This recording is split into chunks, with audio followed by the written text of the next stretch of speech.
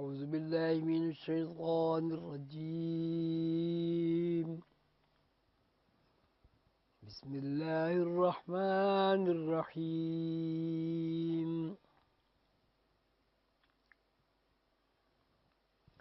إن الله وملائكته يصلون على النبي يا أيها الذين آمنوا صلوا عليه وسلموا تسليما. اللهم صل على محمد وعلى آل محمد كما صليت على إبراهيم وعلى آل إبراهيم إنك حميد مجيد. اللهم بارك على محمد وعلى آل محمد كما باركت على إبراهيم وعلى آل إبراهيم إنك حميد مجيد. آج محفل میلاد حضور نبی کریم محمد رسول اللہ صلی اللہ علیہ وسلم کی تقریب ولادت ہے.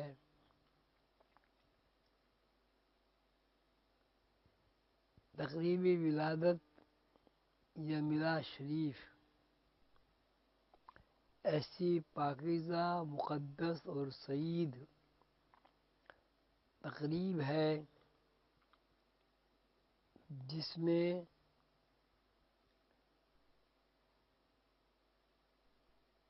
ارواح طیبہ، ملائکہ مقربین اور دوسرے تمام ملائکہ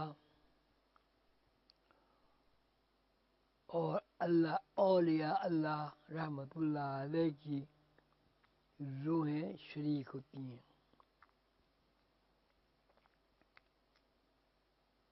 جس محفل میں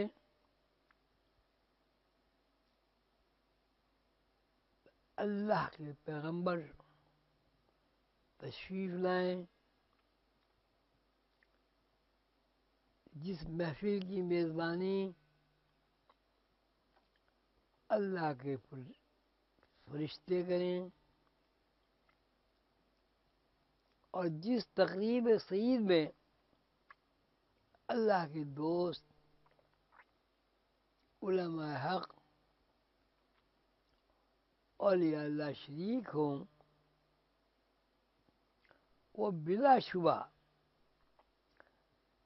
ہم سب کے لیے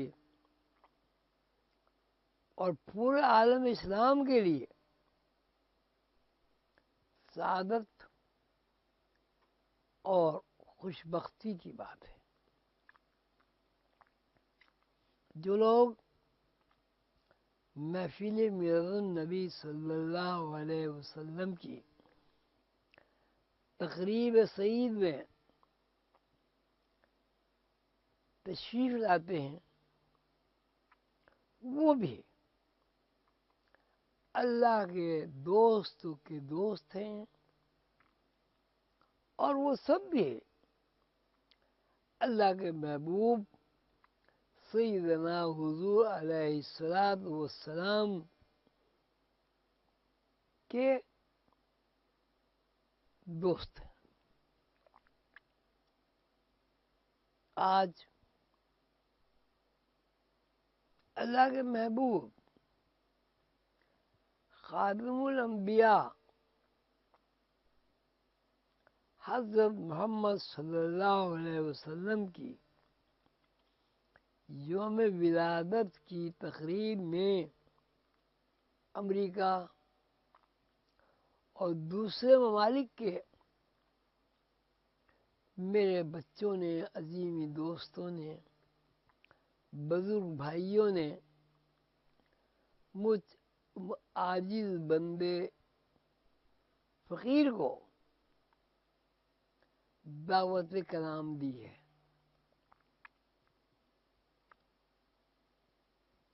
اللہ تعالیٰ توفیق عطا فرمائے. میں جو کچھ عرض کروں وہ میرے لیے، میرے تمام عظیمی بچوں اور بچیوں کے لیے باعث خیر اور باعث سعادت ہو. رسول اللہ صلی اللہ علیہ وسلم کی بعثت کے بعد جو کچھ حالات و واقعات گزرے، تاریخ عالم کے صفحات اس سے بھرے ہوئے. اللہ کے محبوب رسول اللہ صلی اللہ علیہ وسلم نے اللہ کے دین کو پھیلانے کے لیے، اللہ کی وحدانیت سے لوگوں کو آگاہ کرنے کے لیے جد و جہد اور کوشش کی. وہ بھی صرف مسلمانوں کے سامنے نہیں بلکہ پورے عالم کی تاریخ میں موجود ہے. رسول اللہ صلی اللہ علیہ وسلم نے اللہ کا پیغام پہنچانے کے لیے ہمیشہ یہ ارشاد فرمایا کہ میں جو کچھ کہہ رہا ہوں وہ اپنے بھائی پیغمبروں کی تبلیغ اور ان کے رشد و ہدایت کے پروگرام کا اعادہ ہے. جو کچھ میرے پیغمبر بھائیوں کو اللہ تعالیٰ نے فرمایا اور انہوں نے من و ان اللہ کے پیغام کو عوام تک پہنچایا. عوام نے سنا نہیں سنا، تکلیفیں پہنچائیں. رسول اللہ صلی اللہ علیہ وسلم نے اذیتیں برداشت فرمائیں. تو ان میں ایسے قدسی حضرات بھی موجود رہے کہ جنہوں نے اللہ کے محبوب دوست، اللہ کے پیغمبر حضرت محمد صلی اللہ علیہ وسلم کی بات کو سنا، اس پر غور و فکر کیا اور غور و فکر کر کے اللہ کی دی ہوئی توفیق کے ساتھ اسے قبول کیا. جن لوگوں نے رسول اللہ صلی اللہ علیہ وسلم کی تعلیمات کو اور ان کی تبلیغ کو اور ان کے وحدانیت کے مشن کو قبول نہیں کیا، رسول اللہ صلی اللہ علیہ وسلم نے ان کے لیے بھی برا نہیں چاہا. ان کے لیے بھی اللہ سے نیک اعمال کی، صراط مستقیم کی دعائیں فرماتے رہے. پوری تاریخ، اسلام کی پوری تاریخ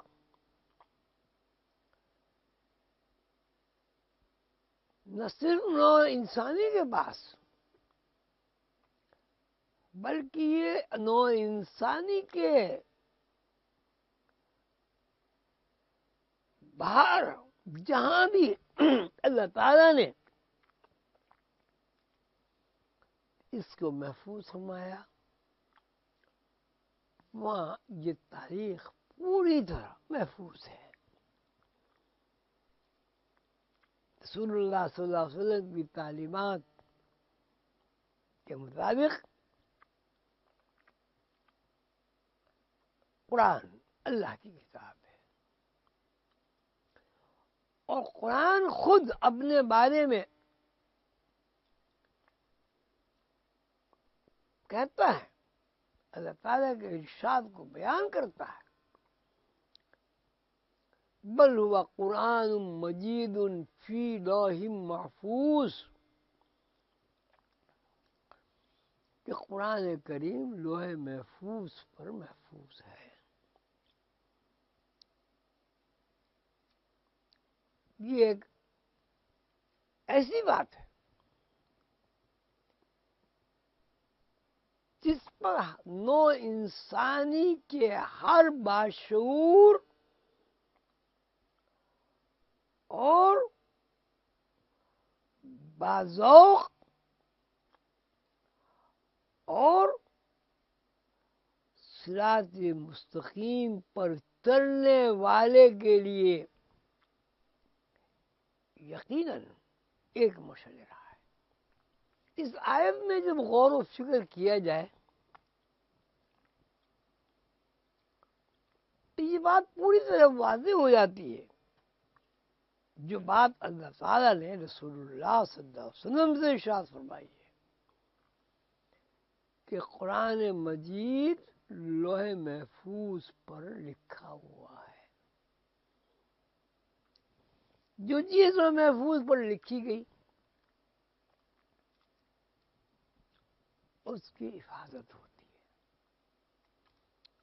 اور اللہ تعالیٰ اس کی حفاظت فرماتے ہیں. اللہ کی قانون ہے، اللہ کا بنایا ہوا قانون ہے، اللہ کا شعار ہے، اللہ کی سنت ہے. بسم اللہ الرحمن الرحیم. فلن تجد لسنت اللہ تبدیلا ولن تجد لسنت اللہ تحویلا. اللہ کی سنت میں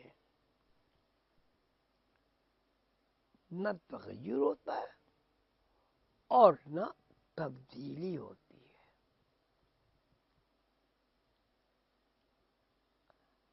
اللہ کا حکم جب چلتا ہے ایک خاص پروسیس کے تحت، وہ لوح محفوظ پر نقش ہو جاتا ہے، اور لوح محفوظ کے نقوش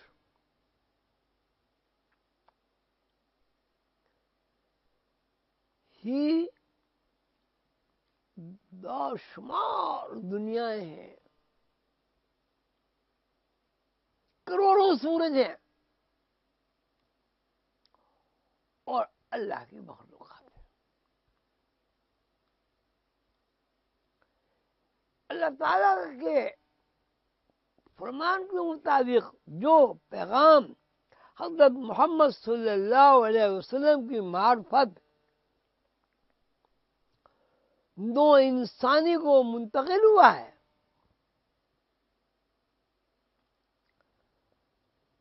وہ یہ ہے کہ ہر چیز در و بست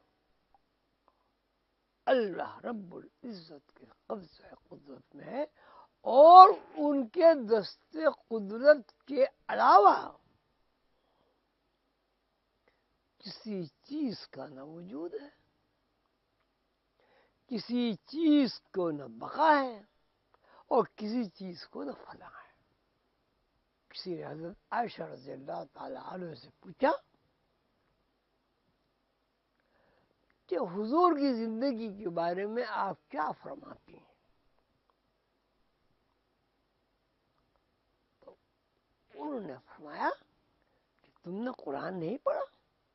رسول اللہ صلی اللہ علیہ وسلم کی حیات طیبہ،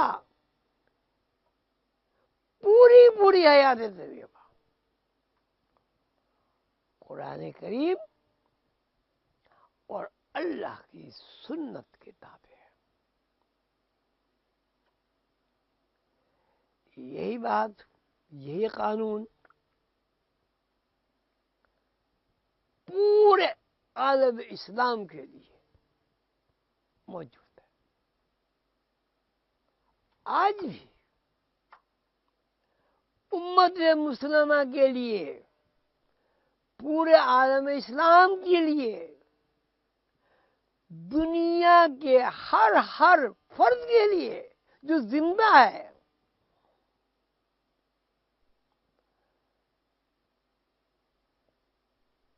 آزادی، رستگاری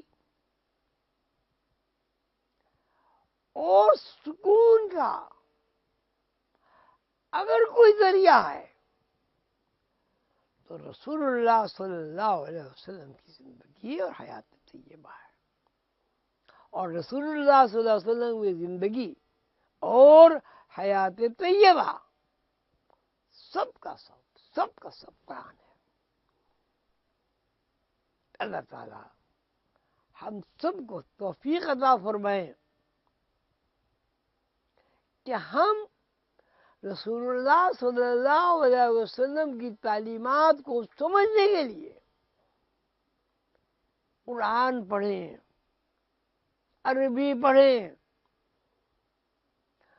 قرآن کو صرف پڑھیں ہی نہیں، ضرور پڑھیں، صرف پڑھیں ہی نہیں، اس کے معنی اور مفہوم کو بھی سمجھیں.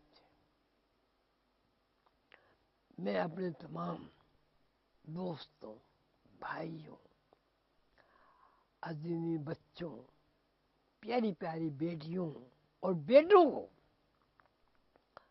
نصیحت کرتا ہوں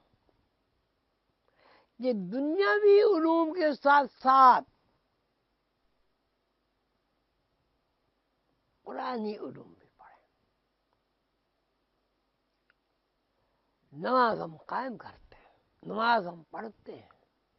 ہر بندے کو یہ شکوہ اور شکایت ہے کہ نماز میں یکسوئی نہیں ہوتی، نماز میں خیالات کی یلغار ہمیں کسی ایک نقطے پر متوجہ نہیں کرتے. کیوں؟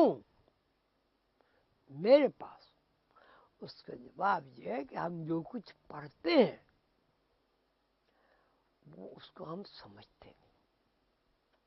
اللہ تعالیٰ مجھے، آپ کو اور تمام مسلمانوں کو، وہ کالے ہوں، گورے ہوں، لال ہوں، پیلے ہوں، افریقن ہوں، کوئی بھی ہوں،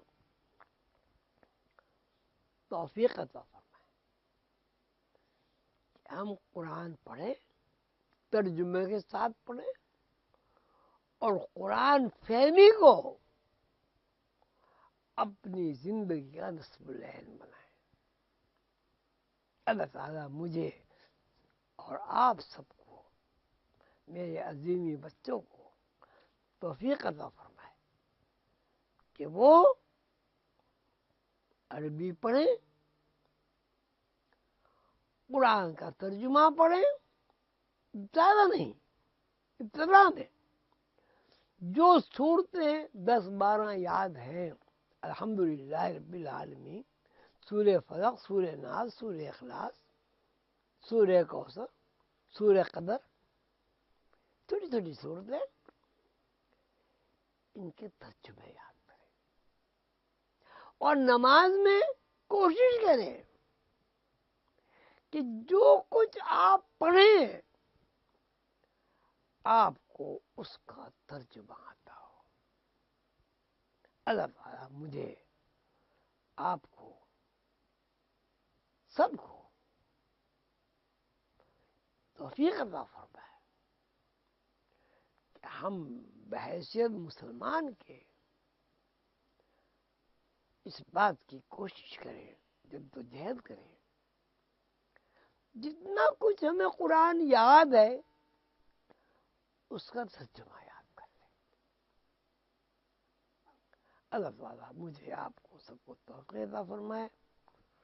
جن حضرات نے بھی محفل میلاد النبی صلی اللہ علیہ وسلم کی تقریب سعید میں جس طرح بھی تعاون فرمایا اور شرکت فرمائی، اللہ تعالیٰ ان کے ہر قسم کے تعاون کو قبول فرمائے اور انہیں برکت عطا فرمائے، اور اس سعادت پر اللہ تعالیٰ انہیں جنت الفردوس میں جگہ عطا فرمائے۔ السلام علیکم ورحمۃ اللہ وبرکاتہ۔